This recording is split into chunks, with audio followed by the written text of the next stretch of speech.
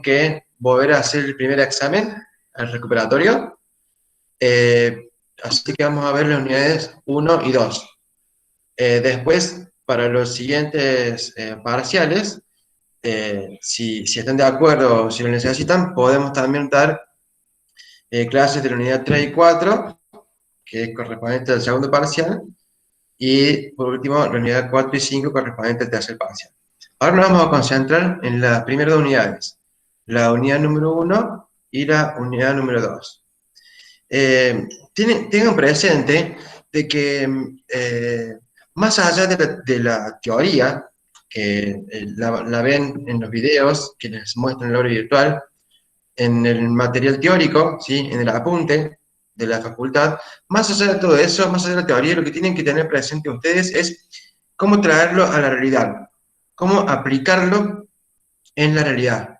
Porque eso es lo que los docentes quieren, que apliquemos la teoría, ¿sí? Por ejemplo, el año pasado los exámenes los hacíamos con el libro abierto, ¿sí? Y en grupo encima. Llegábamos al examen, el profesor decía, bueno, júntense en 4 o 5, ustedes 4 o 5, como quieran, reúnanse, nos sentábamos todos con el apunte abierto a hacer el examen. Y no nos iba de maravillas. ¿Por qué? Porque no sabíamos aplicar la teoría a la parte práctica. Y eso es lo que nosotros queremos que logren aprender. Y eso es lo que vamos a hacer ahora con la teoría. Vamos a ver la teoría y la vamos a traer a la práctica, ¿sí? Bueno, la unidad número 1 es muy cortita, tiene 4 subunidades y están todas entrelazadas. En realidad, todo el apunte de salud mental está entrelazado. Cuando terminen el tercer examen, se van a dar cuenta de que todo tiene que ver con todo, ¿sí? Es más, cuando se habla del primer capítulo, sin querer se salta el cuarto o quinto, porque está relacionado. Bueno, el primer capítulo habla de la salud mental determinada por la realidad mundial y nacional. ¿Qué vamos a ver concretamente aquí? La salud en el mundo y la salud mental en el mundo. El primer capítulo, el primer subtema, habla acerca de la salud mundial y hace hincapié en la globalización. Todos sabemos lo que es la globalización. Todos sabemos que lo que se hace en un lugar determinado, geográfico, tiene repercusión en otro, ¿sí? Vamos a hablar, por ejemplo, a nivel económico. Por ejemplo, Argentina le vende carne vacuna a China y nosotros le compramos a China pescados, ¿sí? Bueno, esa relación internacional es gracias a la globalización. Si la globalización no existiera, no podríamos tener este intercambio económico. Bueno, y así, yo le dije a nivel económico, así a nivel todo. Imagínense a nivel tecnológico, lo que son las redes sociales, ¿sí? Lo que es el Internet. Yo puedo saber lo que pasa en la otra parte del mundo gracias al Internet. Bueno, eso es el mundo globalizado, ¿sí? Que todos los países estén interconectados, que todos estén relacionados. ¿Qué es lo que a nosotros nos importa de la globalización? El resultado de la globalización. El resultado de la globalización es la desigualdad. Porque si bien el fin de la globalización es de que todos tengamos las mismas oportunidades, está muy lejos de que eso sea. No es así. Al contrario, ha crecido la desigualdad. Y gracias a la desigualdad hay muchísima pobreza, ¿sí? La pobreza cada vez causa más estragos cada vez en más países, ¿sí? Debido a la desigualdad. Porque no todos tienen las mismas oportunidades económicas, no todos tienen las mismas oportunidades de educación, no todos tienen las mismas oportunidades laborales, de trabajo. No todos nos educamos igual, no todos tenemos trabajo, hay gente que no tiene trabajo, hay gente que no tiene educación, hay gente que no tiene casa, hay gente que no tiene nada. ¿Sí? Y hay gente que tiene mucho, por demás. ¿Sí? Hay una desigualdad muy, muy grande. Bueno, ese es el producto de la globalización. Y de eso habla el primer subtema del primer capítulo, de el estado de la salud a nivel mundial. ¿Qué tiene que ver la globalización con la salud? Y mucho, porque todo, todos estos factores que yo les mencioné, como por ejemplo la pobreza, no tener la misma posibilidad de estudiar o de trabajar, todo eso termina acarreando problemas de salud, que a su vez tampoco hay igualdad en la salud, en el tratamiento de la salud. ¿Sí? No solamente de que los problemas nos estresan y nos causan enfermedades mentales, sino que también no tenemos todos el mismo acceso a la salud. No todos tenemos el mismo acceso a la salud. Eso también es producto de la desigualdad que trajo la globalización. ¿Sí? Entonces, ¿en qué punto está la salud a nivel mundial? En una desigualdad producto de la globalización. Bueno, el segundo subtema habla de la epidemiología. ¿Sí? ¿Qué es lo que es la epidemiología? ¿Para qué me sirve a mí? La epidemiología es recabar datos, diferentes tipos de datos, ¿sí? Armar cuadros con ellos y analizarlos. ¿Sí? Por ejemplo, a nosotros lo que nos importa en esta materia es cuál es la prevalencia en enfermedades mentales. O sea, de qué está enferma la gente en el mundo y en la Argentina. Entonces nosotros nos vamos a los censos que se hacen en epidemiología y vamos a encontrar que las personas acá en Argentina de lo que más se enferman es de depresión. En segundo término, el segundo problema mental más importante son los trastornos de ansiedad. Y el tercero es el abuso de sustancias, especialmente del alcohol. Eso es lo que nos dice la epidemiología a nosotros. Que en la Argentina los principales trastornos son los que acabo de mencionar y en ese orden. ¿Sí? Trastorno depresivo, trastorno de ansiedad y abuso del alcohol. ¿Sí? ¿Para qué me sirve a mí la epidemiología? Esto es muy importante y es determinante que lo sepan. A mí la epidemiología, se me está moviendo la computadora. A mí la epidemiología me ayuda a tomar decisiones para poder modificar lo que estaba ocurriendo. ¿Sí? Me lleva a tomar acción para poder modificar lo que estaba ocurriendo. ¿Sí? Estos planes de acción en la salud son los que vamos a ver ahora, es lo que sigue. Pero antes, no quería irme por el siguiente punto antes de relacionar la epidemiología con la globalización.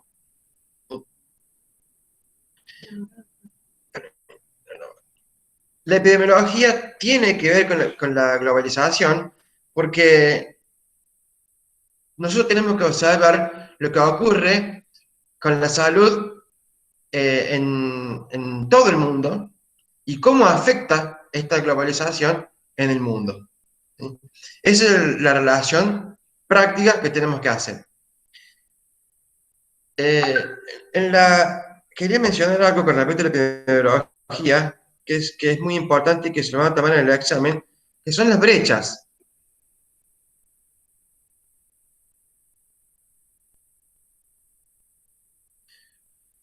Hay tres brechas. Una es el tratamiento, el otro es el financiamiento y el otro es la información. Esto lo tiene que saber, sí o sí. ¿Qué son las brechas en el tratamiento? Significa de que yo puedo tener un trastorno mental, pero no tengo la atención que necesito. ¿Se entiende? Yo tengo un trastorno mental, pero no tengo acceso a un tratamiento que me ayude. Bueno, esas son una de las principales brechas que existen en el mundo. Las brechas con el tratamiento. Las personas que tienen trastornos mentales no son atendidos como corresponde. ¿Sí? Recién mencionábamos los principales trastornos, que eran la depresión, la ansiedad y el alcohol. Por ejemplo, con respecto al alcohol, ¿sí? El 78% de las personas de la Argentina, de América, perdón, el 78% de las personas de América que tienen problemas, trastornos con el alcohol, no están bien atendidas. O sea que de 100 personas, 22 tienen acceso a una cobertura médica con respecto a salud mental. Las otras 78 personas no las tienen. ¿Sí? Entonces vemos que la brecha es grande. La segunda brecha es el financiamiento. El Estado sí tiene una partida para diferentes ámbitos. Para el ámbito de la salud, ¿sí? Tiene el 22%, pero nunca los presupuestos se cumplen. El presupuesto está legislado, ¿sí? Todos los años dicen, bueno, el presupuesto para el año que viene, para la educación va a ser de tanto, para la salud va a ser de tanto, pero nunca, jamás se cumple ese financiamiento. Estoy hablando del 22% de la salud, pero la salud grande. La salud mental es una parte de la salud, ¿sí? Así que no es mucho el dinero que el Estado aporta a la salud, menos a la salud mental. Entonces, ahí tenemos otra brecha, el financiamiento, ¿sí? Y por último, la brecha de la información. Lamentablemente, no todas las personas tienen acceso a la información. Volvemos a la globalización, volvemos y traemos de nuevo a colación la desigualdad. Tenemos desigualdad en tratamientos, desigualdad en financiamiento y desigualdad en información. ¿Sí? Esas son las brechas. Y tienen que saberlo porque eso entra en el examen. Muy bien, ¿qué hacemos con, perdón, con esta epidemiología? ¿Qué hacemos con estos datos que ya conocemos? ¿Sí? ¿Qué hacemos con estas brechas que ya sabemos que existen? Bueno, lo que se hace es un plan de acción sobre la salud mental, que ya se han hecho a lo largo de los años. Y en el segundo capítulo vamos a ver cuáles han sido. Pero bueno, para eso nos sirve la epidemiología, para tomar cartas en el asunto y elaborar planes de acción. Lo que tienen que saber ustedes con respecto a los planes de acción son dos cosas. ¿Para qué sirven los planes de acción? O sea, ¿cuál es la visión que tienen y el fin? La visión del plan de acción es la promoción la promoción de la salud mental y la prevención. Esa es la visión del plan de acción. Y el fin que tiene el plan de acción es prevenir los trastornos mentales, ¿sí? A través de los esquemas de promoción y los programas de prevención, lo que buscamos es prevenir esos problemas, esos trastornos mentales. Para eso sirven los planes de acción, ¿sí? Y por último, en este capítulo, tenemos los determinantes sociales de la salud. Hay un cuadro que está en el apunte, que es este, se los voy a mostrar. A ver, no sé si se va a ver. Ahí está. Parece el cuadro El sol naciente de Marilyn Leninger, pero no lo es. Bueno, estas son las determinantes sociales, las que están en este cuadro. Busquen en el apunte. Y se dividen en dos partes. Se dividen en las determinantes estructurales y las determinantes intermedias. ¿Cuáles son las determinantes estructurales? Son las que se refieren a la posición social y al contexto socioeconómico y político. ¿Por qué decimos que esto es una determinante estructural? ¿Por qué? ¿A qué nos referimos con los estratos sociales? Nos referimos a las posiciones socioeconómicas y los principales indicadores de las posiciones socioeconómicas de las personas son los ingresos que tienen económicos, el nivel de educación y la ocupación que tienen, ¿sí? De acuerdo a esos tres parámetros, nosotros vamos a valorar a una persona desde el punto de vista socioeconómico. ¿Y para qué me sirve esto? ¿Para qué yo voy a medir eso? Bueno, porque la posición socioeconómica de los individuos conduce a una distribución desigual de la salud en la población, ¿sí? Por eso se llama determinante social, ¿sí? Porque la condición económica, socioeconómica, está íntimamente ligada con la distribución de la salud en la población, ¿sí? Esto quiere decir de que no todos estamos en el mismo estrato social. Entonces, no todos vamos a tener el mismo acceso a la salud, ¿sí? En todo ámbito, no solamente en la salud mental, ¿sí? Esos son los determinantes estructurales. Y después tenés los determinantes intermedios, que es todo lo que está dentro de este cuadro que yo les mantuve recién, ¿sí? La estructural es la parte que está acá afuera, ¿sí? Y los intermedios es todo lo que está adentro. ¿Y qué es lo que está adentro? Las redes sociales y comunitarias, los estilos de vida de la persona, las condiciones de vida y las condiciones de trabajo, ¿sí? Por ejemplo, el ambiente laboral, el desempleo. ¿Sí? También entra aquí, en las condiciones de vida, entra el agua y el saneamiento. Los servicios de atención de salud disponibles, ¿sí? La educación. Bueno, todo eso son determinantes de la salud. Quiero que entiendan esto. Quiero que entiendan por qué se le llama determinante de la salud. Se lo voy a relacionar con, ¿se acuerdan los factores de riesgo de adulto y anciano? Los benditos factores de riesgo. Bueno, esto debe ser similar. Estos determinantes, ¿sí? Son factores influyentes de la salud mental. ¿Sí?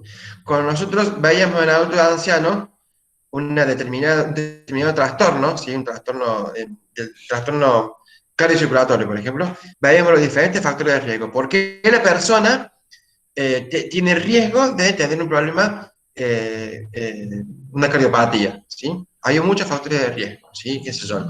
La obesidad, el consumo de sal, el consumo de grasa, el cigarrillo, la vida sedentaria. Esos son los factores de riesgo que predisponían a la persona a tener problemas cardíacos. Trayéndolo a la salud mental, los factores de riesgo van a ser los determinantes sociales, ¿sí? Los determinantes sociales es lo que va a determinar, valga la redundancia, la salud de toda la población, ¿sí? Bueno, estudiense ese cuadrito eh, y relaciónenlo con la actualidad, ¿sí? Siempre relacionarlo con la actualidad. Vamos a ver un ejemplo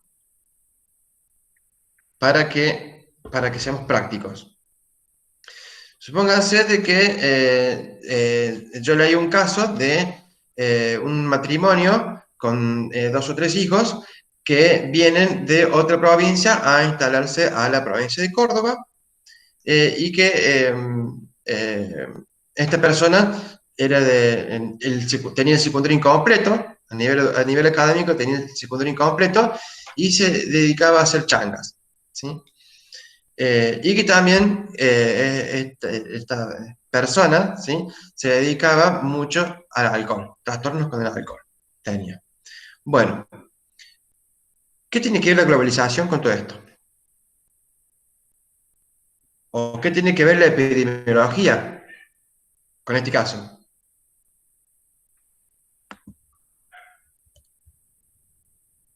Por ejemplo, dijimos que la globalización lo que produce es desigualdad. En este caso, el caso del joven era que vive de changas, o sea, tiene trabajo temporal, contra todas aquellas personas de que tienen un trabajo estable y que tienen el dinero suficiente para mantener a su familia, para darse sus gustos y demás, ¿sí? Acá está la brecha, la persona que tiene un buen trabajo y la persona que vive de changas. ¿Vieron cómo afecta la globalización en un caso que les acabo de dar? Otra cosa, el caso que le mencioné, este joven tiene el secundario incompleto, ¿sí? Al tener el secundario incompleto, por eso es que no tiene tantas posibilidades laborales. Bueno, esta es otra de las consecuencias de la globalización, el analfabetismo. ¿Se dan cuenta que con un caso ustedes pueden traer la globalización al caso? ¿Sí? Y si nos vamos a la epidemiología, vamos a ver que el tercer trastorno más importante de la Argentina, ¿cuál es? El consumo del alcohol. ¿Sí? ¿Para qué dijimos que sirve la epidemiología? Para elaborar planes de acción. Entonces, yo me voy a fijar qué plan de acción tengo para el trastorno del consumo de alcohol para poder ayudar a este joven.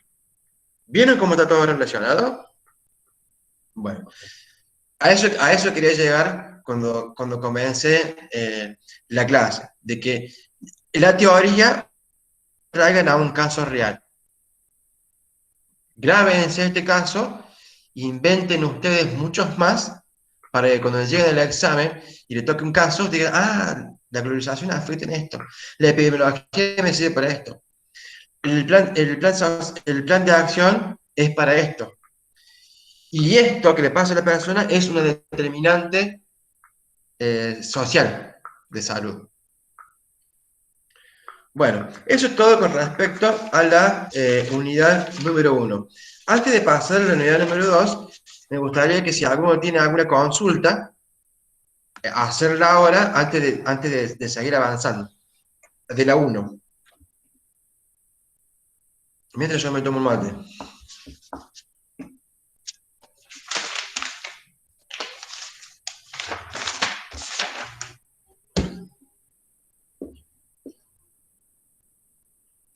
¿Cuáles son los factores de riesgo? Dice Nelida. No, Nelida. No confundamos factores de riesgo con salud mental, ¿no? Yo lo que dije de factores de riesgo es a modo de ejemplo de comparación. Voy a repetirlo nuevamente. Los factores de riesgo los vimos mucho en adulto y anciano. Cada vez que nosotros teníamos un trastorno, ¿sí?, analizábamos los factores de riesgo. Los factores que llevaron a que esa persona tenga un trastorno. En salud mental lo que tenemos son determinantes sociales.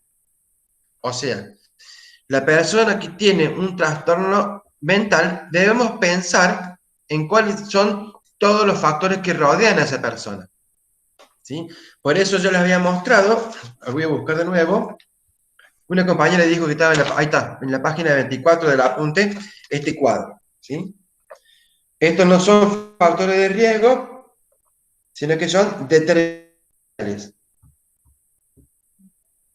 Yo dije factores de riesgo para que ustedes lo relacionen porque es similar. Ese cuadro. Bueno, una compañera dice que está en la página 24 y otra compañera dice que está en la página 16. No sé cuál es la página, pero está en el marco teórico de las actividades que le dan a ustedes, que les suben en el aula virtual. En las actividades tienen, en la unidad número 1, tienen 4 marcos teóricos. El último marco teórico, el cuarto, que se llama Los determinantes sociales de la salud, ahí está ese cuadro.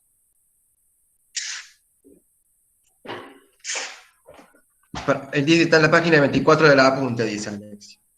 Que para los que no tienen el apunte, está en el aula virtual, en el cuarto texto.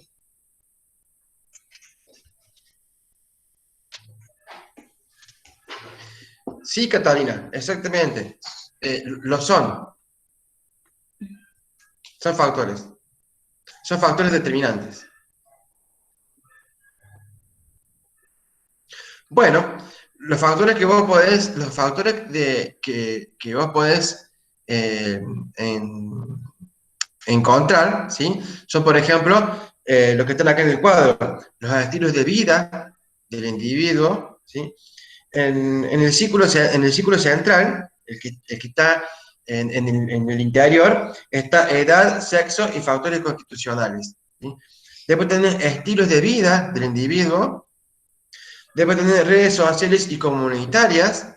Recordemos de que debemos ver si la persona tiene servicio de salud en su barrio, llámese salita, dispensario, centro asistencial, centro comunitario, si tiene hospitales, si tiene escuelas, si tiene iglesias, si tiene cachete de fútbol, si tiene todo lo que sea redes sociales, ¿sí? Si tiene todo eso y si tiene acceso a todo eso. ¿Sí? Después, otros factores son la educación, las condiciones del trabajo, ya sea el desempleo, el ambiente laboral, ¿sí? Después todo lo que es agua y saneamiento, y como dije antes, servicios de atención de salud. ¿Sí?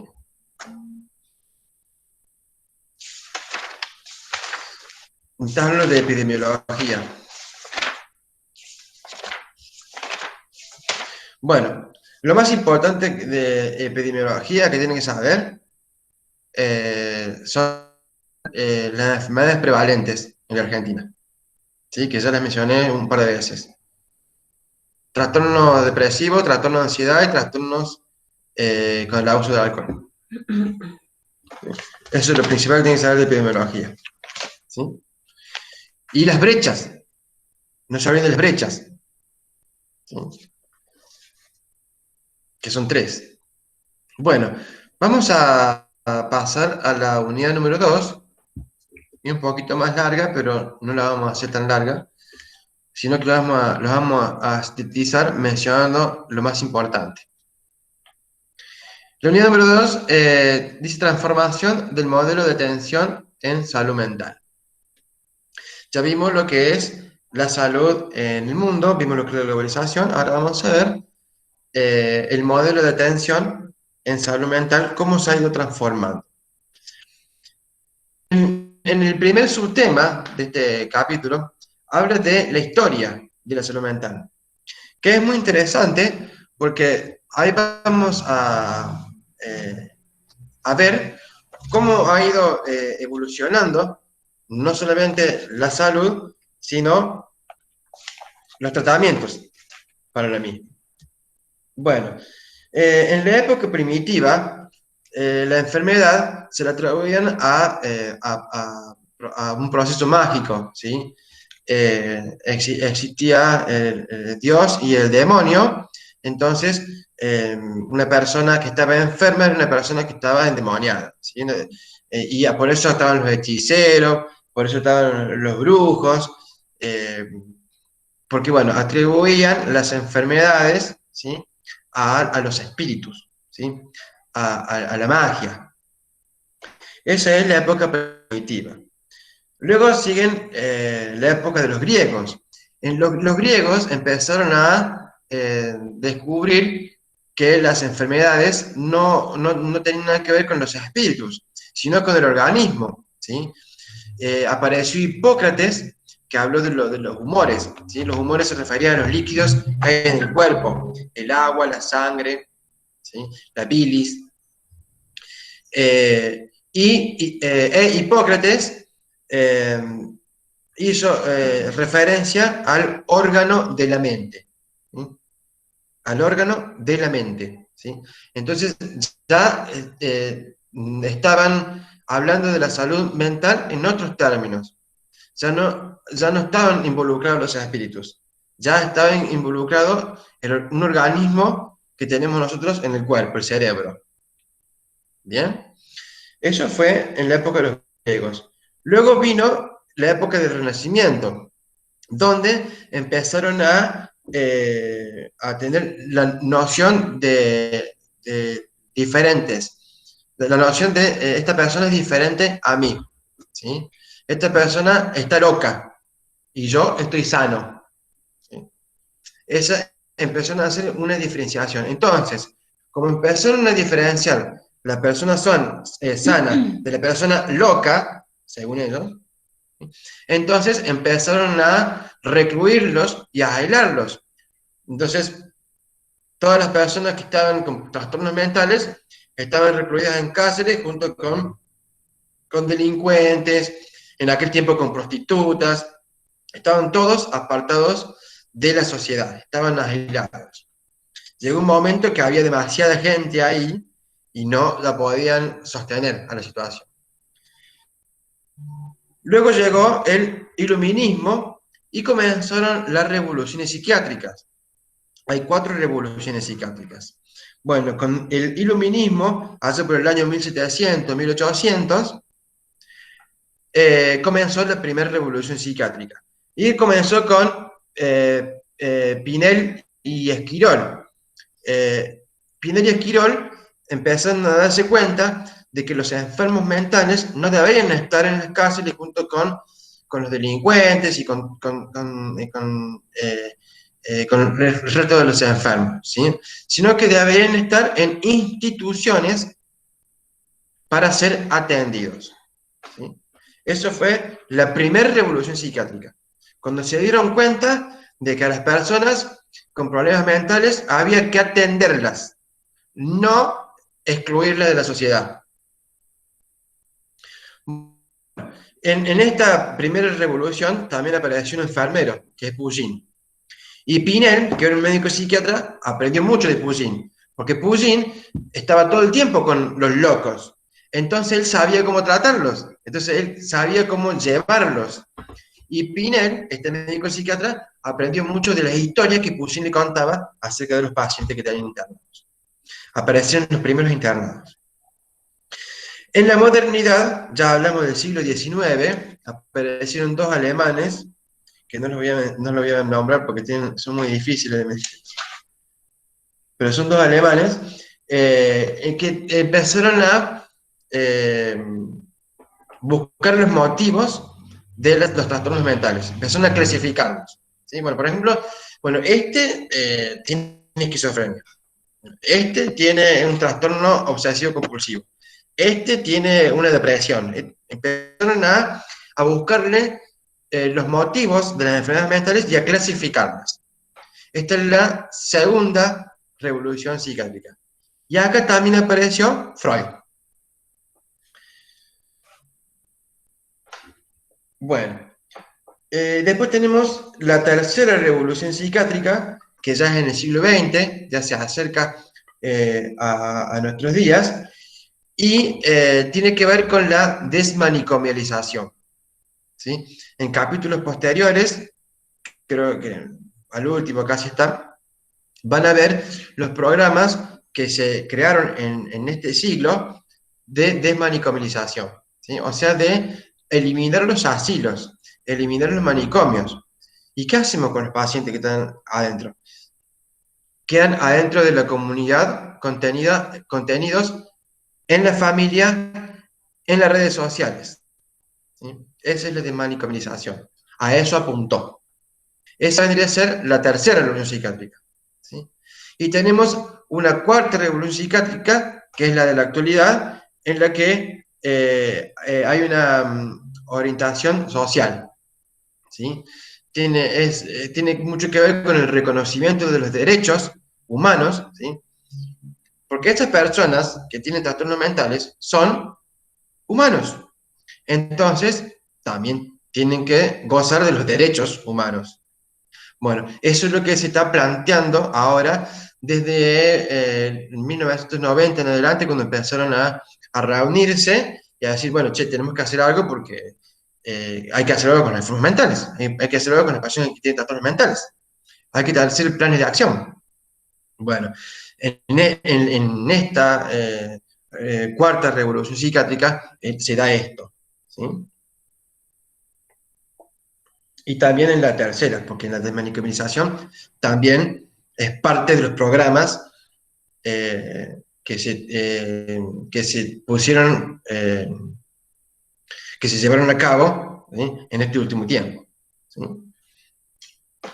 Bueno, eso es todo lo que tienen que saber con respecto a la historia, ¿sí?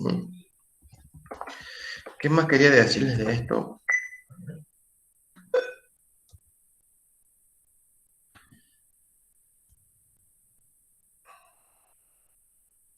Bueno, que los procesos históricos influyen en los posicionamientos ideológicos y en las conceptualizaciones que cada uno puede tener acerca de salud mental. ¿Qué significa esto? De que nosotros miramos la historia, miramos los cambios, miramos cómo ha ido evolucionando, ¿sí?, los conceptos de salud mental y cómo a raíz de esta visión de lo que estaba ocurriendo fueron cambiando las formas de tratar a estas personas con trastornos mentales. ¿Sí? Para eso nos sirve la historia, para ver y para modificar lo que está mal. Bueno, el segundo subtema de esta unidad número 2 tiene que ver con los conceptos de salud y enfermedad mental. ¿Sí? ¿Qué es salud mental? Esto lo tienen que saber sí o sí. Tienen que saber si sí o sí el concepto de salud mental y relacionarlo con el caso práctico que le vayan a dar en el caso que le den. Salud mental es un estado de bienestar en el cual el individuo se da cuenta de sus propias aptitudes, puede trabajar productiva y fructíferamente y es capaz de hacer una contribución a la sociedad. Esta es la definición de salud mental de la OMS. ¿Sí? Esa, aprendan a hacer el concepto de salud mental. ¿Sí? Eh,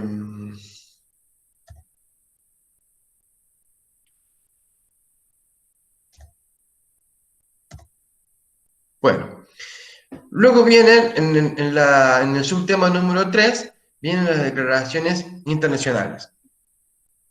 Hubo cuatro, ¿qué son las declaraciones internacionales?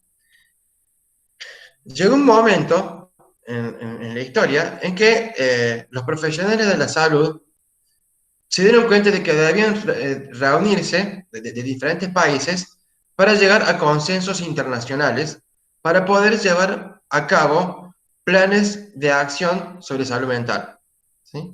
Entonces decidieron reunirse muchos países la primera vez en el año 1990. Esto fue en Caracas. Bueno, en el 2005 se volvieron a reunir y lo hicieron en Brasilia. En el 2010 hicieron el consenso de Panamá y en el 2013, de nuevo en Brasilia, el consenso de Brasilia. ¿Sí? Lo más importante de la primera reunión allá en Caracas, allá por 1990, es de que empezaron eh, a tratar de adaptar la atención primaria de salud a los enfermos mentales. ¿Sí? Trataron de hacer APS, pero con los enfermos mentales. ¿Sí? ¿Qué significaba esto? De que iban a tener que empezar a construir, ¿sí?, atención primaria en salud para los enfermos mentales en todos los países que estaban involucrados ahí en la reunión. En Brasilia se pusieron a examinar esto que vieron, porque en Brasil fue 15 años después de Caracas, entonces empezaron a rever si las APS habían servido o no habían servido, y bueno, y se dieron cuenta de que había que agregar más cosas, además de la atención primaria, ¿sí? Entonces ya agregaron las redes comunitarias, ahí hay una inclusión social y una atención multidisciplinaria, ¿sí? Acá hubo un cambio, ¿sí? Acá ya no solamente era la APS adaptada a los pacientes con trastornos mentales, sino que ya ahora, además de los hospitales psiquiátricos, había redes comunitarias, había atención multidisciplinaria, había una inclusión social. Eso con respecto a Brasilia. En Panamá, 5 años después, lo que se dieron fueron estrategias y planes de acción de salud mental, ¿sí? Y tomaron como modelo el modelo de atención comunitaria. Y por último, en Brasilia, también vieron políticas y servicios de salud mental. acá el cambio que hubo es de que hicieron mucho hincapié en la formación, en la capacitación, en la investigación. ¿Sí? Bueno, ¿qué tienen que saber ustedes con respecto a estas declaraciones? Los cambios que ha habido, ¿sí? En cada una de ellas, y los cambios siempre han tenido que ver con evolución, ¿sí? Nunca involucionó, siempre evolucionó. Siempre a lo que venían haciendo les fueron agregando cosas. ¿Y qué buscaban las declaraciones? Eso es lo que ustedes tienen que saber. ¿Qué se buscó con estas declaraciones? ¿Qué es lo que, cuál era su objetivo? ¿Para qué se juntaban? ¿Qué buscaban ellos? Bueno, lo que ellos buscaban era de que se redujera al máximo el número de camas de pacientes de salud mental. ¿Sí? Por eso después, en el transcurso de estas décadas, se empezó a tratar la desmanicomialización, ¿sí? A tratar de que empezaran en los asilos, en los manicomios, solamente quedaran las personas que tenían enfermedades graves, ¿sí? Y que debían ser sí o sí tratadas dentro de una institución. Pero había muchas personas de que no es necesario que estuvieran institucionalizados. Entonces había que sacarlos. ¿Y a dónde los llevamos? Bueno, a la sociedad, a la comunidad. No me quiero meter mucho esto en la desmanicomialización porque ya lo van a ver más adelante, pero sí se los menciono para que tengan una idea de qué es lo que se buscaba con las declaraciones. ¿Sí? No solamente tienen que saber las características de las declaraciones, ¿sí? O sea, cuáles fueron los cambios que fueron ocurriendo, sino el por qué, para qué se juntaban, para qué se reunían. Y era para esto, para hacer avances en la salud mental. Eh, por ejemplo, en el hospital psiquiátrico de Oliva, es un neuropsiquiátrico muy grande, hay pacientes de todo el país. ¿Sí? Yo soy de Oliva, yo nací y me crié ahí. Y conocí un montón de pacientes, pero un montón de pacientes que venían de otras provincias y no estaban, ayer en Oliva le dicen enfermos, no estaban enfermos. Sí, está mal que se diga enfermos, pero estoy diciendo como decían allá, como lo dicen en Oliva. No eran enfermos, no estaban. Eran personas de que habían sido llevadas por la policía, ¿sí? Por algún caso que hubo en un pueblito, ¿sí? Entonces fueron llevados ahí como si fuera, no los llevaron a la cárcel, sino que los llevaron a la colonia. Después había familiares, hace 100 años atrás, de que pensaban de que la persona estaba enferma, entonces la llevaban, y en realidad la persona no estaba enferma, ¿no? La persona estaba transitando una depresión o algo por el estilo. Pero ¿qué pasaba? Como antes no había los planes que existen ahora, esas personas quedaban ahí y se murieron ahí. Hay personas que tuvieron 60, 70 años viviendo en la colonia y estaban sanas. Personas que estaban en igualdad de condiciones sociales que nosotros y estaban ahí adentro de la colonia. Es más, ahí en el hospital psiquiátrico hay un sector de geriatría, que son esos pacientes que han sido abandonados y que están ahora viejitos y hay que tenerlos en las diferentes, le decimos villas. En las diferentes villas convertidos en geriátricos, ¿sí? ¿Por qué pasó esto? Porque no había estos planes que hay ahora de desmanicomialización, de sacar a la persona de ahí e incluirla en la sociedad. ¿Cómo? Bueno, después más adelante van a ver, por ejemplo, en el ejemplo de Trieste, en Italia, cómo la comunidad abrazó a esos enfermos mentales que estaban dentro de una institución grande como la que hay en Oliva. Bueno, y por último, antes de cerrar, quería hablarles de las leyes. Ahí tenemos una ley nacional de salud mental, que es la ley 26.657, y también tenemos una ley provincial, la 9.848. ¿Qué buscan estas leyes? Yo no pretendo que se aprenda la ley, sino que ¿qué se busca esta ley? Se busca aplicar los derechos humanos en estas personas que tienen problemas mentales, ¿sí? Entonces, ellos tienen, como dice el último capítulo del Eterno Día número 2, derecho a vivir y ser incluido en la comunidad. Estas personas tienen el derecho de vivir como nosotros y dentro de la comunidad. Para eso existen las redes sociales, ¿no? Para eso existen, por ejemplo, en los centros comunitarios, no, los centros comunitarios, ¿cómo es que se les llama las salitas y los dispensarios? No, los centros de salud. En los centros de salud, ahora, en todos los centros de salud hay un psicólogo, ¿sí? Psiquiatra, para que las personas que viven en ese barrio tengan un acceso a la salud mental, ¿sí? Eso es lo que se busca con estas leyes, la igualdad, ¿no? Y que se reconozcan los derechos. Bueno, eh, parece sencillo. Cuando ven las preguntas en el examen, lo que tienen que hacer es relacionar la teoría con la práctica, ¿sí? Como lo hicimos en la unidad número 1 recién. Bueno, no sé si tienen alguna pregunta antes de concluir con la clase.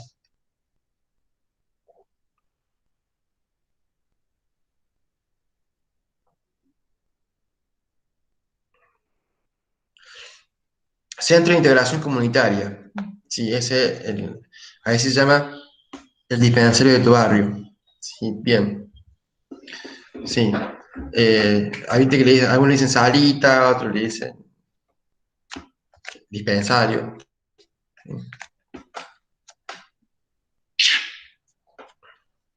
Las leyes.